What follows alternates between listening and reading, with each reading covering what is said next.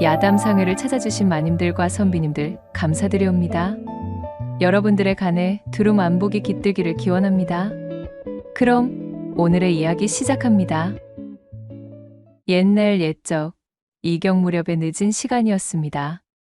마실간집에서 길쌈을 함께하던 동무들과 헤어진 매심은 올해로 35이 된 과부였지요. 등줄기로 서늘하게 맺혀있는 어둠이 무서워 재빨리 발을 놀리던 그날 밤, 그녀는 하필이면 세상에서 가장 뜨거운 장면을 목격하고 말았습니다. 사연은 이랬답니다. 달빛이 희미하게 골목을 적시는 밤, 집으로 돌아가던 발걸음이 홍실인의 담장 앞에서 멈췄습니다. 처마 밑엔 바람 한 점 없었고 쌀이문에 걸린 초승달은 그저 고요히 빛을 흘리고 있었지요. 그러나 봉창 너머에서 퍼져나온 소리는 정막을 단숨에 깨뜨렸습니다. 어유, 이보셔요. 서방님, 거기는 안 된다니까요. 아이고매 참말로, 허리 꺾이겠으다. 매심은 입을 틀어막고 귀를 기울였습니다. 그 곁으로 따라붙는 것은 거칠게 터지는 숨소리와 덜컥이는 소리, 남자의 낮고도 깊은 신음소리였어요. 매심은 무심결에 발디딤에 올라 봉창 구멍을 들여다보았습니다. 호롱불 아래 덕지덕지 엉켜 움직이는 홍실 아비와 홍실 어미의 맨몸이 고스란히 눈앞에 펼쳐졌습니다. 남자의 잔등에는 땀이 번들거렸고 홍실 어미는 머리를 이리저리 떨며 숨을 헐떡이고 있었지요. 그들은 마치 기회라도 부리듯 서로를 주무르며 몸을 휘감았습니다. 세상에나. 자기도 모르게 삼킨 침소리가 너무 컸기에 매심은 화들짝 몸을 돌려 달아나듯 그 자리를 빠져나왔습니다. 그러나 발끝엔 아직도 땅이 닿는 감각이 없었고 어깨는 불덩이처럼 달아올라 있었지요.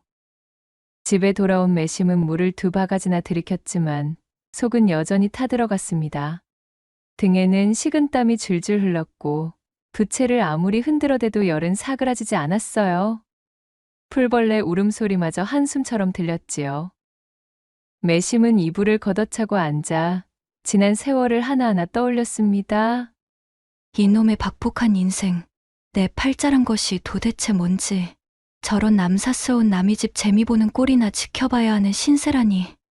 괜한 호기심으로 보지 말아야 할 것을 봐버린 매심의 가슴은 마치 타오르는 용광로 마냥 거칠게 휘저어진 상태였지요. 16 꽃다운 나이에 시집가 보니 신랑이란 작자는 자신보다도 어린 겨우 13살. 그것도 밤만 되면 시험이 치마폭으로 기어 들어가기 바빴습니다. 어른들 눈치에 겨우 옷구름을 푸는가 싶으면 번데기를 닮은 것을 들이밀어 매심의 치마만 걷고 골아떨어지기 일쑤였습니다. 자신의 몸만 잔뜩 달궈놓고는 잠만 자는 신랑이 야속했지요. 그나마 20줄 넘기고 나선 신랑이 겨우 사내 구실을 하는가 싶더니 이게 웬일인가요?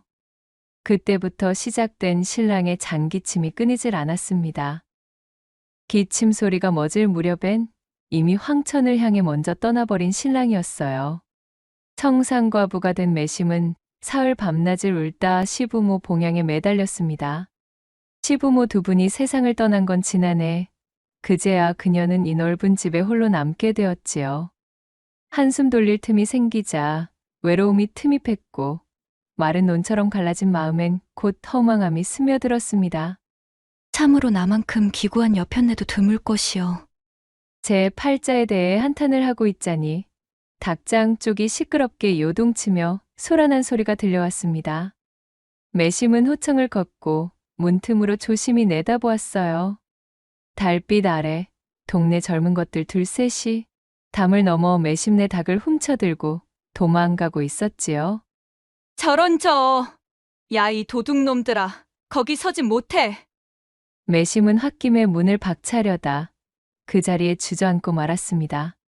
에휴, 아니야. 이대로 저 망할 것들을 쫓아봐야 동네 사람들의 입방아에만 오르내리겠지.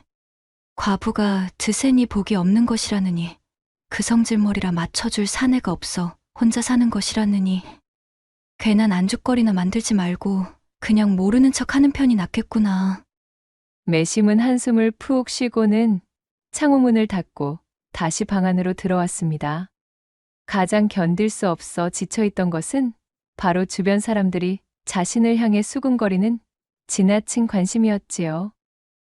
이튿날 새벽, 뜬 눈으로 밤을 지낸 매심은 고이 접어둔 천 손수건을 들고 저작거리 끝에 살고 있는 매파를 찾아갔습니다.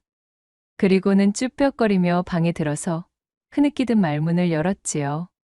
준비해둔 손수건으로 연신 눈물을 찍어내며 한껏 서글픈 제 처지를 한탄했습니다. 보십시오, 어르신. 저 말입지요. 혼자 살아도 기구하지만 않으면 괜찮습니다만 이건 뭐 외로우면서도 서럽기까지 하니 어쩌면 좋답니까? 이놈의 사람들이 저를 두고 혼자 사는 과부랍시고 어찌나 다들 무시하는지. 마치 제 집처럼 드나들어 닭도 훔쳐가고 논에 내둔 물고도 자기네들 마음대로 지들 논에다가 트고 도대체가 사람들이 저를 가지고 사람 대접을 안 해주니 이 어찌 억울하지 않겠어요? 혼자 사는 것도 서러운데 제가 이런 수모까지 다 겪어야 하니 참말로 죽을 지경입니다, 정말. 그 말을 가만히 듣고 있던 매파는 깊은 주름 아래 눈을 찡긋 뜨더니 기다렸다는 듯 손뼉을 탁 치는 것이었지요. 아니, 여보게 매심이 어쩜 이리도 늦게 나를 찾아왔나 그래? 원래 안방에 사내가 없으면 제일 먼저 먹잇감으로 삼고 업신여기는 것들이 있다니까. 뭐니 해도 자리를 차지하고 있는 듬직한 사내가 하나 있어야 편안히 지낼 수가 있지. 안 그래도 내 며칠 내로 자네를 찾아가려고 마음을 먹고 있었자는가. 자네처럼 야무진 과부라면 서방 삼을 만한 사내를 찾는 것이 수월하지. 하필이면 며칠 전에 초로의 서생 하나가 나한테 말하길 몸 성하고 조용한 성미의 죄취감을 하나 찾는다며 내게 기별을 넣었지 뭐야. 매파의 말을 들은 매심이 양볼을 붉히며 부끄러워 고개를 돌렸습니다. 싫지 않은 내색을 보이자 매파의 얼굴에도 미소가 흘렀지요. 헐레벌떡 뛰어오느라 미처 정돈도 하지 못해 산발이 된 머리카락을 매만진 매심이 걱정스럽다는 듯 중얼거렸습니다. 근데 제가 어디 그 사내한테 어울리기나 하겠어요. 그러자 매파가 그녀의 손등을 탁 치며 말했습니다. 어허, 정신 차려 매심이. 매심이가 어디가 어때서? 아직까지 맵시 살아있고 눈빛도 형형하니 한창 물이 오를 대로 올랐구먼 뭘. 그 서생이야말로 자네한테 딱 맞는다니까. 기골도 장대허니 매심이네 안방을 든든히 지켜줄 사람이라 이 말이야. 그렇게 말이 나온 김에 일사천리로 일이 진행되고 일주일 후 매심은 냉수 한 그릇을 떠놓고 천지신명께 기도하며 서생과 혼례를 올렸습니다. 사내는 말쑥한 차림에 허우대도 번듯했고 목소리는 낮고도 부드러웠습니다. 조촐한 혼례를 끝낸 뒤 매심은 두근거리는 마음으로 서랍 깊숙이 넣어두었던 비단 이불을 꺼내 들었지요. 그 이불은 매심이 시집올 적에 친정어미가 눈물로 싸준 고운 비단이었습니다. 몸을 씻고 머리를 곱게 빗은 매심은 사내와 나란히 안방에 누웠습니다. 서방님, 그럼 이제 우리 할 일을 해야 하지 않겠어요? 틈! 잔뜩 기대에 부풀어 달아오른 얼굴로 그리 말하는 매심을 흘끗 쳐다본 서생은 어쩐 일인지 헛기침만 연신 뱉으며 얌전을 떠는 것이었어요. 밤은 점점 깊어감에도 사내의 손끝은 한치도 움직이지 않았지요. 매심은 속이 끓었습니다. 숨소리조차 참느라 배가 아릴 지경이었지요. 오늘 이 밤을 그냥 이렇게 넘기는 겝니까? 아무리 혼례를 조촐히 치렀다고 하여도 오늘은 초야인데. 그러자 서생은 머쓱한 표정으로 제 뒷머리를 긁적이더니 그저 가볍게 고개를 끄덕이며 말했습니다. 내 몸이 사실 예전 같지 않아서 말이오. 폐를 끼치긴 싫습니다. 아니, 패라니요. 당치도 않습니다. 자, 서로 처지를 모르는 것도 아니니 어서 후딱 해치웁시다. 그렇게 매심은 서생의 손을 잡아 끌고 고대하던 초야의 전투를 시작했습니다. 그러나 이것이 또 무슨 변고랍니까? 이놈의 서생이 사내 구실이 되지 않는 고자였던 것이었지요. 무안해하는 서생은 그대로 등을 돌려 잠을 청했고 매심은 혼자 남겨진 이부자리에서 허탈한 눈빛으로 몇 번이고 뒤척이며 밤을 지새웠습니다. 이튿날 새벽 그녀는 이글거리는 눈으로 매파를 찾아갔어요. 매파는 밥솥의 뚜껑을 열고 있다가 매심을 보고는 깜짝 놀라 말을 이었습니다. 어이쿠, 매심이? 이거 한창 세대 기분 내면서 재미 좀 보고 있어야 할 사람이 어쩐 일이야? 어때? 안방에 떡하니 사내가 들어앉아 있으니 동네 사람들도 기웃거리며 말을 뱉지 않지? 아니, 그것이 말입니다, 어르신. 생각과는 좀 다르지 뭡니까요? 아니, 생각과는 다르다니. 그러고 보니 얼굴이 어째 그리 죽상이래 그래? 설마 자네를 업신여기는 사람이 벌써 나타났던가? 그 사람 정도면 누구도 함부로 하지는 못할 텐데 말이야. 그러자 매심은 입술을 달싹이며 조용히 말했습니다. 그 사람이 안방은 지킬 수 있을지 몰라도 부부로 산다는 것이 밤마다 말없이 서로 등을 돌리며 잠드는 것을 뜻하진 않잖아요. 살다 보면 속상한 일도 있고 서운한 일도 있지 않습니까? 그럴 때마다 마음을 나누는 게 그게 진짜 부부 아니던가요? 매파는 처음에는 그 말의 속뜻을 알아차리지 못한 채 한참을 매심을 바라보았습니다. 그러다가 결국 쯧하고 혀를 차며 말했지요. 그 양반 말 못할 사정이 있다더니만. 하긴 관직 생활하다 병 얻었다는 소문도 있었으니 말이야. 이건 아니들 말이로구먼. 결국 중요한 사실을 고시하지 않은 까닭으로 혼인은 무효로 돌아가게 되었고 하룻밤 만에 이루어진 서생과의 혼인과 파혼이 공연히 소문만 나버린 탓에 매심의 재치는 더더욱 어렵게만 흘러가고 있었답니다. 한편 가난하지만 법 없이도 사는 착한 농사꾼 안배는 사실 일전부터 같은 고을에 살고 있는 과부 매심을 마음에 두고 있었습니다. 그는 홍기를 훌쩍 넘긴 노총각으로 홀로 쓸쓸히 지내고 있는 사내였지요. 마땅히 드러내놓을 만한 재산도 없는 데다 그 외모 또한 자랑할 것이 못돼요. 매파에게 부탁조차 하지 못하고 먼 발치에서 매심을 바라보며 속만 끓이던 중이었습니다.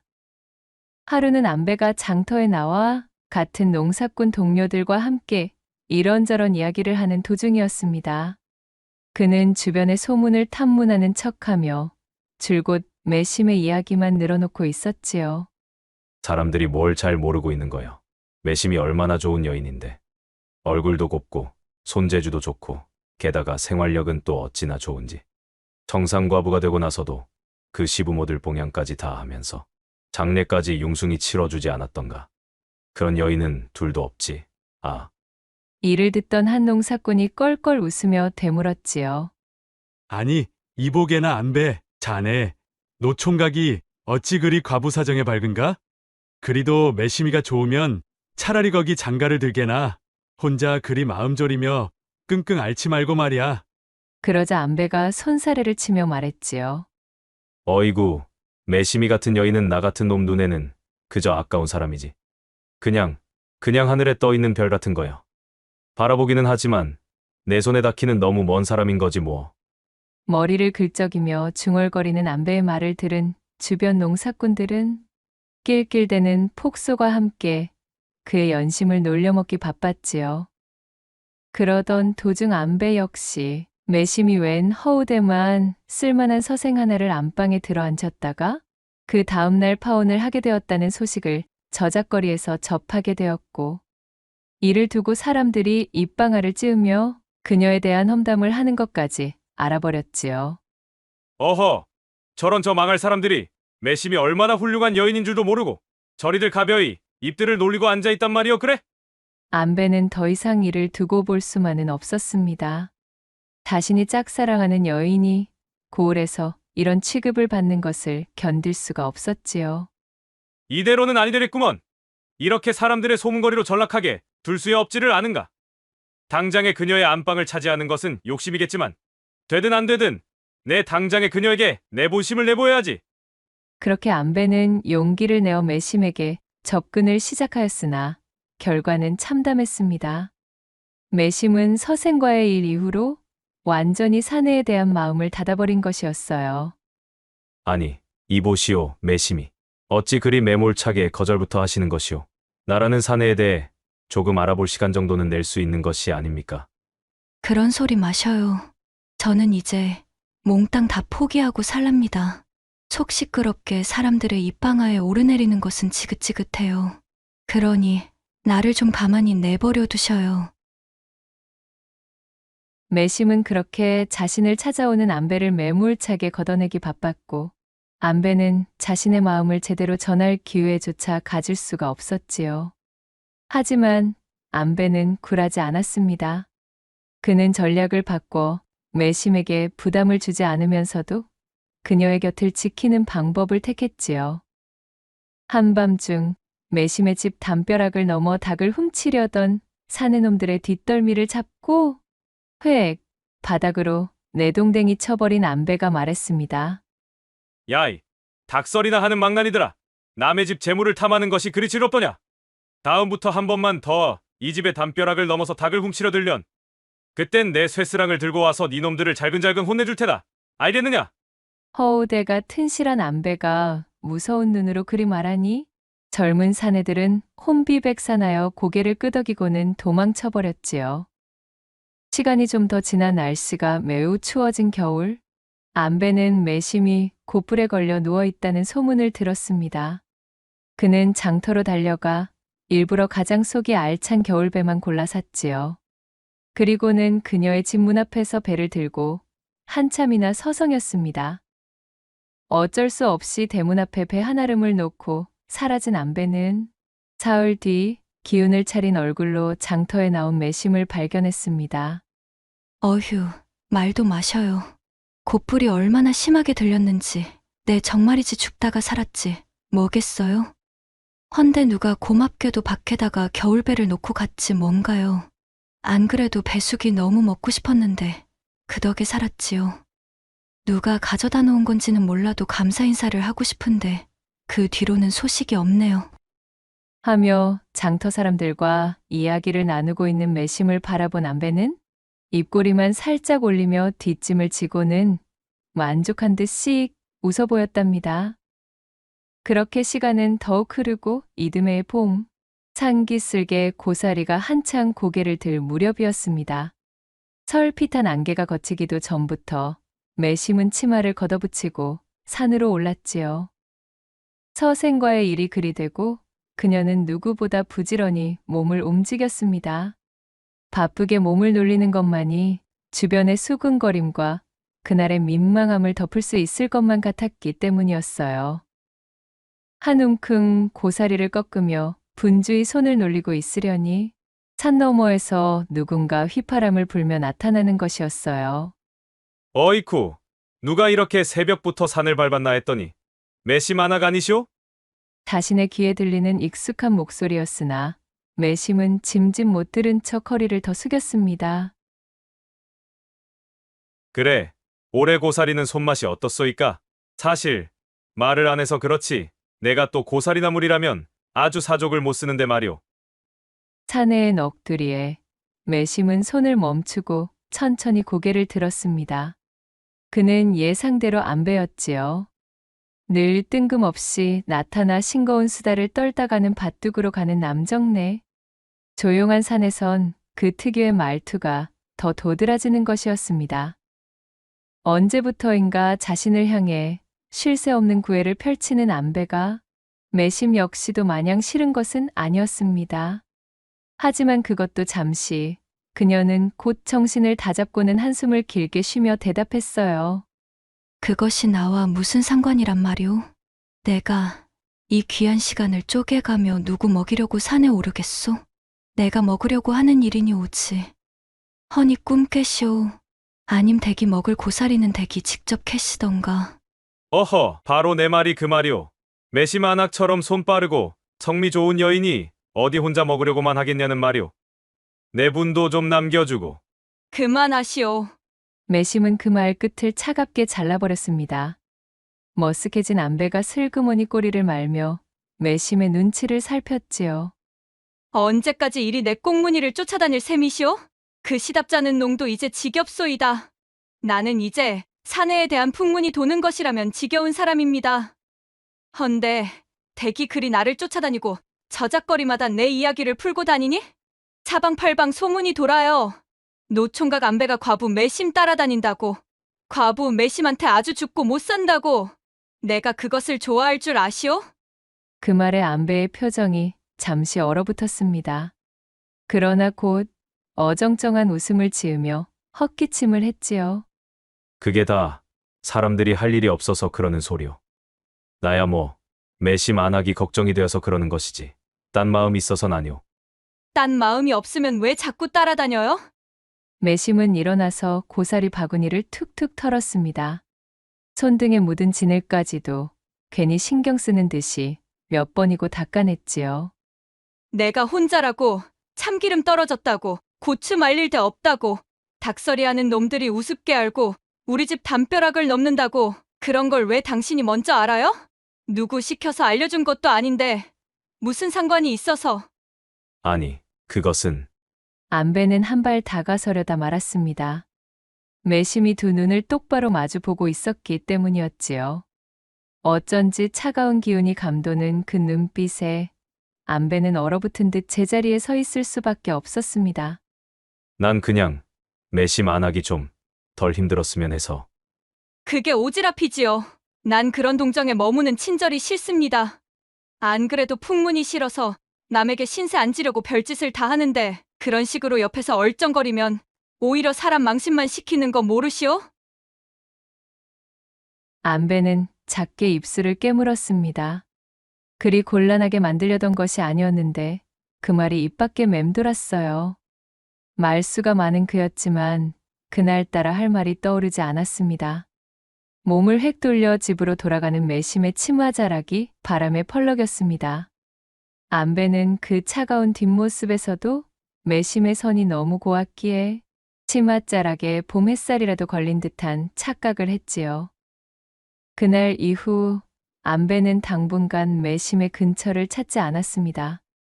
대신 멀찌감치 들판에서 일하는 매심을 가끔씩 바라볼 뿐이었고 매심 역시도 그 시선을 애써 외면하곤 했습니다.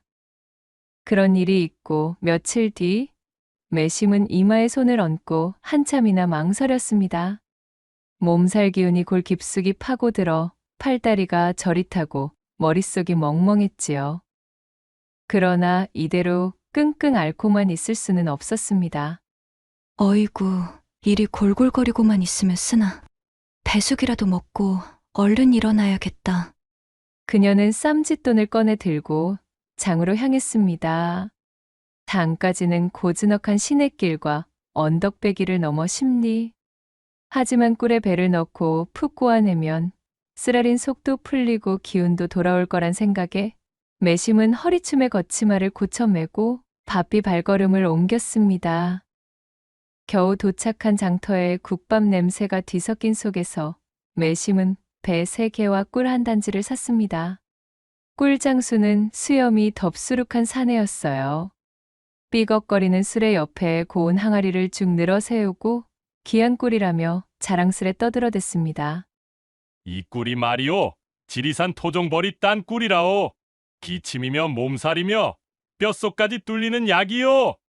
매심은 그 말에 덜컥 마음을 빼앗겼습니다. 쉽지 않은 금액이었지만 마냥 자신에게만 가혹하기는 싫어 눈을 질끈 감고 구매했지요. 꿀장수는 기분 좋게 웃으며 항아리를 곱게 싸주었습니다.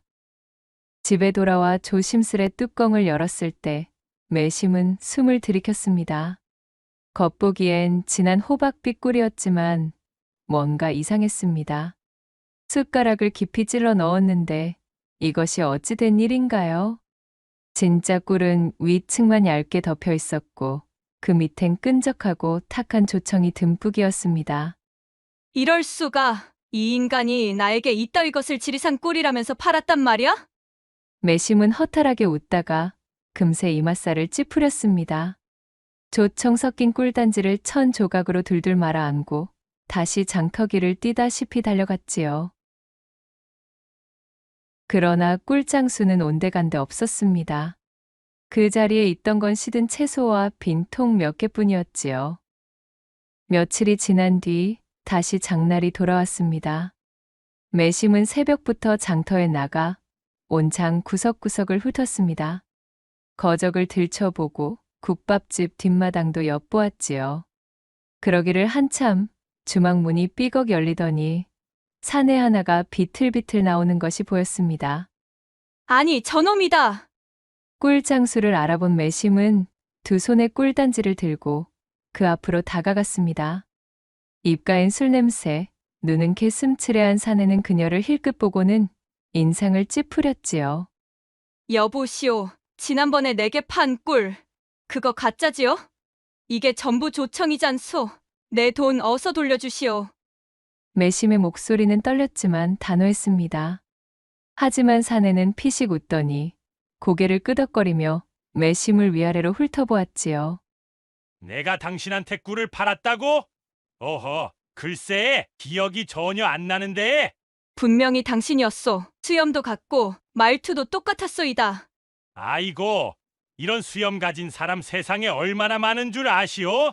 내가 장터에서 사람 얼굴 다 기억하며 장사하나? 됐고, 나 바쁜 사람이니 저리 비켜서슈. 사내가 어깨를 밀치자 매심은 휘청이며 뒤로 자빠졌습니다. 엉덩방아를 찍고 꿀단지도 바닥에 내동댕이 쳐질 뻔했지요. 그러나 매심은 꿀단지를 품에 안고 이를 악물었습니다. 그날따라 혼자 사는 과부랍시고 자신을 무시하던 사람들의 목소리가 환청처럼 그녀의 귓전을 때리고 있었습니다. 자신에게 함부로 대하는 것을 참는 것은 이제 신물이 날 지경으로 지긋지긋했지요. 매심은 결코 물러설 생각이 없었답니다. 안 되지요. 그냥 못 보내요. 같이 사또 앞으로 갑시다. 사또께 따져봅시다. 그러자 사기꾼 사내는 성가시다는 듯 혀를 찼습니다. 어허이, 나원참, 이거 오늘 아주 재수온 붙었구만. 사내는 뒤돌아 장터를 빠져나가려 했습니다. 매심은 단숨에 달려들어 사내 앞을 가로막았지요. 그리고는 두 손으로 꿀단지를 번쩍 들어 보이며 외쳤습니다. 이 꿀이 진짜인지 아닌지는 이걸 들고 관가에 가서 확인해 봅시다. 아니면 이 장터에서 동네방네 소리쳐 보이겠소. 당신이 가짜 꿀을 판 사기꾼이라고 말이야. 내가 어디 쉽게 물러설 것 같소? 그러자 사내의 눈이 휘둥그레졌습니다. 진짜 귀찮게 구는구먼. 이래서 계집을 상대하는 것은 성가시다니까. 그 말과 함께 사내는 발을 들어 꿀단지를 향해 내리찍었습니다. 쨍그랑 하는 소리와 함께 항아리가 산산조각 났고 매심도 그 충격에 밀려 넘어져 버렸지요. 에그머니! 우스꽝스러운 꼴로 뒤로 넘어간 매심을 보며 사기꾼 사내는 크게 비웃고는 이내 자리를 떠버렸고 매심은 황망한 눈으로 그의 뒷모습만 쫓을 뿐이었습니다. 분함과 창피함에 두 손과 다리가 덜덜 떨려왔지만 일어설 힘이 나지 않았어요. 그날 장터에서 창피를 당한 매심의 소식이 흘러 안배의 귀에까지 들어가게 되었습니다. 뭐가 어쩌고 어째? 내 이놈을 그대로 둘 수 없지. 이놈이 감히 누구에게 사기를 쳐. 매심의 사연을 들은 안배는 속이 부글부글 끓었습니다. 그날 오후 한참이나 장터를 두리번거리며 꿀장수를 수소문하던 안배는 그가 장터 끝 주막에서 술에 골아 나오는 것을 발견했습니다. 옳거니. 안배는 말없이 사기꾼 꿀장수의 뒤를 밟기 시작했습니다. 꼭 20걸음, 그보다도 딱 떨어지게 거리를 두었지요. 사기꾼은 수상했는지 자꾸만 뒤를 힐끔거리며 고개를 돌려보았습니다. 그러자 안배는 그때마다 시치미를 떼고 먼 하늘의 기러기를 본다든지 코를 후벼가며 비탈진 돌담을 흘긋흘긋 훑었습니다. 허, 제법 눈치는 빠른 놈이군. 하지만 안배는 포기하지 않았습니다. 사기꾼이 장터 외곽의 길로 접어들 무렵 저만치서 귀골이 장대한 사내가 나타났습니다. 눈썹은 짙고 인상이 매서운 것이 꼭 텁석부리 수탉을 닮은 사내였지요. 그 사내 옆에는 치마 저고리를 곱게 차려입은 여인이 함께 걸어오고 있었습니다. 한눈에도 그녀가 텁석부리 사내의 아내인 것을 알 수 있었어요. 그 순간 안배의 머릿속에 한 가지 꾀가 흘렀고 그 길로 앞으로 내달려 텁석부리 사내의 부인 앞으로 성큼 다가가더니 소리쳤습니다. 부인, 거 참으로 자색이 곱구려. 제법 쓸만한 것 같은데 이 몸에 첩이 되어 팔자 한번 고쳐보지 않겠소? 이렇게 했다 한눈에 보기에도 낯놓고 기역자도 모를 무식해 보이는 화적같이 생긴 놈보다야 내 쪽이 훨씬 더 부인의 밤을 화끈하게 책임질 수 있을 텐데 말이오. 웬 초면에 허름한 농사꾼 사내에게 대낮부터 희롱을 당한 여인은 얼굴이 하얗게 질리며 입을 다물지 못했고 곁에 텁석 부리는 눈을 번뜩이며 발밑에 자갈을 으깨는 듯한 기세로 몸을 부르르 떨었습니다. 이쳐 죽일 놈이 지금 내 마누라한테 뭐라고 했느냐? 그는 눈에서 불을 뿜으며 어깨를 번쩍 들더니 솥뚜껑만 한 손바닥으로 안배를 향해 돌진했습니다. 하지만 안배는 두 다리가 매우 재빨랐지요. 한 치 앞도 못 보던 텁석 부리가 덤벼들기 무섭게 그는 몸을 휙 돌려 냅다 달리기 시작했지요. 잡히기만 해봐라, 이놈! 안배는 돌길도 진창도 아랑곳 없이 뛰었습니다. 텁석 부리는 뒤에서 숨을 몰아쉬며 쫓아왔지만 안배는 적당한 거리를 유지한 채 여유롭게 웃으며 그를 조롱했어요. 그러더니 얼마 못 가 바로 앞에서 땀을 훔치며 걷고 있던 꿀장수 사기꾼 곁으로 다가갔습니다. 그리고는 마치 그와 형제지간인 듯 빠르게 지나가며 외쳐버렸지요. 형님도 어서 도망가시오. 저 불안당 같은 놈이 날 잡아 죽이겠답니다요. 나는 먼저 도망갈 테니 형님도 빨리 주랭랑 치십시오. 그 말을 마치자마자 안배는 바람처럼 골목을 빠져나가 사라져버렸습니다. 야, 이 망할 놈아! 거기서지 못해! 텁석 부리는 씩씩거리며 소리쳤지만 재빠른 안배의 발을 따라갈 수 없음을 깨닫고는 숨을 몰아쉬었습니다. 그러다가 마침 자신의 눈앞에서 어리둥절한 표정으로 서 있던 꿀장수 사기꾼을 쳐다보았지요. 가만히 있어봐. 아까 저 빌어먹을 자식이 이놈을 보고 형님이라 불렀겠다. 그는 숨을 헐떡이며 사기꾼의 멱살을 움켜쥐고 으르렁댔습니다. 오우냐, 그래! 이놈을 손봐주면 그 망할 동생놈도 이놈의 송장을 치우러 다시 오겠지? 자, 잠깐! 아까 그 작자와 나는 형제지간이 아니오. 생판 처음 본 사이란 말이야. 사기꾼은 무슨 소린가 싶어 허둥지둥했지만 텁석 부리는 이미 말이 통하지 않는 얼굴이었습니다. 지나가던 닭이 놀라 날갯짓을 할 정도로 주먹이 번쩍 들려 사기꾼의 코를 향해 날아들었습니다. 의약! 사기꾼은 몇 번이나 텁석 부리의 소나기에 쥐어 뒹굴다 결국 피투성이가 된 채 땅바닥에 털썩 주저앉고 말았지요. 멀찍이 떨어진 소나무 뒤에 숨어있던 안배는 그 광경을 보며 씩 웃음 지었습니다.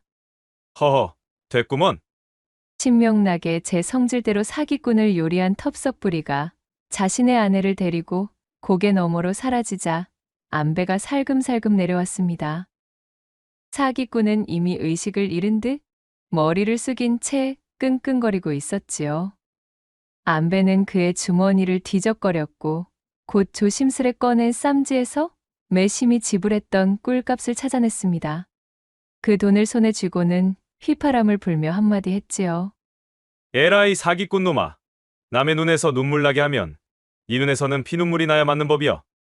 어디 한번 차가운 길바닥에 자빠져서는 네 놈이 무얼 잘못했는지 곰곰 생각이나 한번 해보거라 요놈아.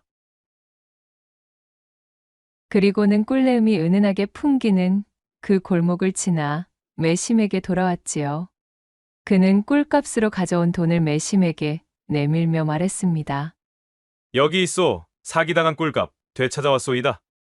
어리둥절한 표정으로 엽전을 받아든 매심에게 안배는 자초지종을 이야기해 주었습니다. 그러자 매심이 얼굴을 붉히고 씩 웃으며 말했지요. 얼씨구, 참으로 오지랖도 넓소. 일이 꽤가 많은 사람이 그래. 어찌 아직도 장가를 못 갔을꼬? 허허, 그러게나 말이오. 어찌하다 보니 일이 되었으나 살아보니 한 가지는 정확하더이다. 모든 일이 다 꾀로 되는 건 아니더라는 말씀. 그 말을 한 뒤 안배는 혼자 뒤돌아선 채로 입술을 앙다물고 혼잣말처럼 덧붙였지요. 특히 사람 마음이라는 것은 꾀로 되는 것이 아니더구먼? 내 그간 매심안악에게 너무 내 멋대로 들이대기만 하여 참말로 미안하오. 그대가 싫어할 것을 알면서도 내 이놈의 사기꾼이 매심안악의 눈에 눈물을 뽑았다는 소리를 들으니 부하가 치밀어 견딜 수가 있어야지 말이오. 전에 내가 곧불에 걸려 알아누웠을 때 우리 집 대문에다 배를 놔두고 간 것도 당신 맞지요? 그거야 매심안악이 아파 누워있는데 따로 돌봐줄 사람도 없으니까 그냥 그리도 내가 줬소? 당연한 소리를 하시오. 허나 매심안악이 내 관심을 부담스러워하니 참고 있었던 것뿐이지. 오늘까지만 내 멋대로 굴겠으니 이것까지만 좀 봐주시오. 그럼 나는 이만. 머리를 긁적이고는 꾸벅 인사를 하며 몸을 돌린 안배의 등 뒤로 매심에 젖은 목소리가 들려왔습니다. 가기는 어디를 간다고 그러시오? 꿀값을 받아준 사람을 어디 그냥 돌려보내는 법도 있답니까? 아직 식전이실 터인데 일이 들어와서 밥이나 한 끼 같이 들고 가시던가. 안배가 깜짝 놀라 뒤를 돌아보니 어느덧 매심의 양볼에 홍조가 피어올라 있었고 예전과 같은 쌀쌀맞은 모습이 아닌 수줍게 웃고 있는 모습이었지요.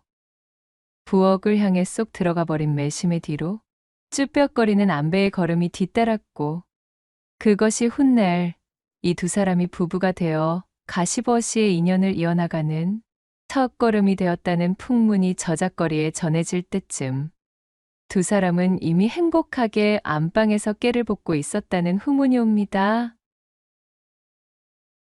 낭독해드린 이야기가 마음에 드셨다면 구독과 좋아요, 댓글로 야담상회를 응원해주셔요. 늘 잊지 않고 야담상회를 찾아주시는 마님과 선비님들 시청해주셔서 참으로 감사하옵니다.